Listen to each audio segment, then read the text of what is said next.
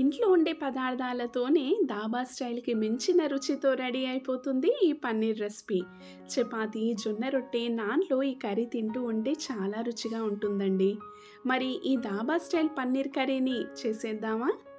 Hi అండి. Welcome to my channel cook with Shweta Ashwin. మీకు ఈ వీడియో నచ్చితే లైక్ చేయండి, షేర్ చేయండి, అలాగే సబ్స్క్రైబ్ చేసుకోండి.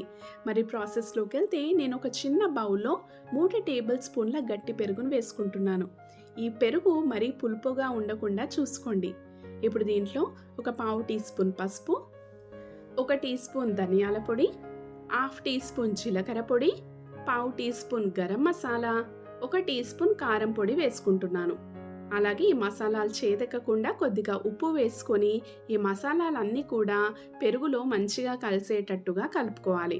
ఇప్పుడు ఇది పక్కన పెట్టేసుకొని స్టవ్ ఆన్ చేసుకొని ఒక ప్యాన్లో 2 టేబుల్ స్పూన్ల ఆయిల్ వేడి చేసేసుకొని మీకు నచ్చిన సైజులో పన్నీర్ ముక్కల్ని కట్ చేసుకొని ఇవి మంచిగా గోల్డెన్ బ్రౌన్ కలర్ వచ్చేంత వరకు అన్ని వైపులా ఫ్రై చేసుకుంటే సరిపోతుంది. అయితే మార్కెట్లో దొరికే పన్నీర్ ప్యాకెట్స్ మనకు కొంచెం పచ్చివాసనతో ఉంటుంది. అలా పన్నీర్ పచ్చివాసన ఉండకుండా మనం హాట్ వాటర్లో పన్నీర్ని ఒక 5 నిమిషాలు బాయిల్ చేసుకుంటే ఆ పచ్చివాసన పోతుంది. చూసారా? ఇలా గోల్డెన్ బ్రౌన్ కలర్ వచ్చేంత వరకు ఫ్రై చేసుకొని ఒక ప్లేట్లో తీసుకొని పక్కన పెట్టేసుకోండి. ఇప్పుడు అదే ప్యాన్లో ఒక పెద్దపాటి ఉల్లిపాయలని కనిపించిన విధంగా పెద్ద సైజులో కట్ చేసుకున్నాను. వీటితో పాటు ఒక 4 పచ్చిమిర్చి కూడా కట్ చేసుకొని వేసుకొని ఇవి మంచిగా ఫ్రై చేసుకోవాలి. అలాగే ఒక 6 వెల్లుల్లి, ఒక చిన్న అల్లం ముక్క, అలాగే 4 జీడిపప్పులు వేసుకొని ఇవి మంచి గోల్డెన్ బ్రౌన్ కలర్ వచ్చేంత వరకు ఫ్రై చేసుకొని ఇవి చల్లారాక ఒక మిక్సీ జార్లో వేసుకుందాం. ఈ మిక్సీ జార్లోనే శుభ్రంగా కడిగి పెట్టుకున్న హాఫ్ కట్ట కొత్తిమీర, అలాగే శుభ్రంగా కడిగిన ఒక గుప్పెడు పుదీనా కూడా వేసేసుకొని మెత్తగా వీటిని మిక్సీ పట్టుకోవాలి కనిపించిన విధంగా ఇలా. అదే ప్యాన్లో ఒక 2 టేబుల్ స్పూన్ల ఆయిల్ వేడి చేసుకొని మనం మిక్సీ పట్టుకున్న పుదీనా ఉల్లిపాయ మిశ్రమాన్ని ఇందులో వేసి ఇది పచ్చి వాసన పోయేటట్టుగా కలుపుకోవాలి. ఇప్పుడు ఆ మిక్సీ జార్లోనే కొద్దిపాటి వాటర్ వేసుకొని ఇందులో వేసుకుంటున్నాను.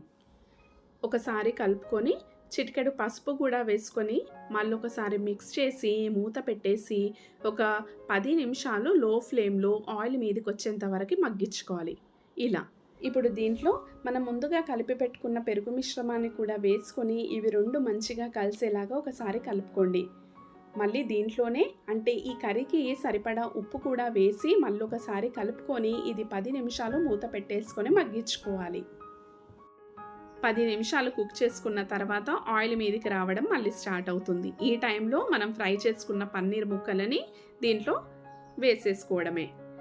అయితే ఈ కర్రీ కన్సిస్టెన్సీ బట్టి వాటర్ వేసుకోవాలి. ఇది కొంచెం చిక్కగా ఉంటేనే అంటే కొంచెం సుక్క టైప్లోనే ఉంటేనే బాగుంటుంది. అందుకని నేను కొద్దిగా వాటర్ వేసుకున్నాను. ఒకసారి కలుపుకొని మళ్ళీ మూత పెట్టి ఇంకో 10 నిమిషాలు లో ఫ్లేమ్లో మగ్గించుకుంటే ఆయిల్ మీదకి రావడం స్టార్ట్ అవుతుంది. ఇప్పుడు లాస్ట్లో కొంచెం సోంఫ్, అలాగే మీకు కసూరి మేతి అందుబాటులో ఉంటే అది కూడా వేసుకోండి. కమ్మటి వాసన వస్తుంది, చాలా రుచిగా అవుతుంది. మన dhaba style paneer curry ready అయిపోయినట్టే. కొద్దిగా ప్రాసెస్తో కూడుకున్న పనే కానీ రుచి మాత్రం చాలా చాలా బాగుంటుంది.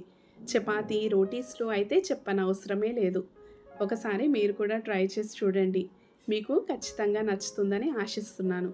మీకు ఈ వీడియో నచ్చితే లైక్ చేయండి, షేర్ చేయండి, అలాగే సబ్స్క్రైబ్ చేసుకోండి. And thank you so much for watching.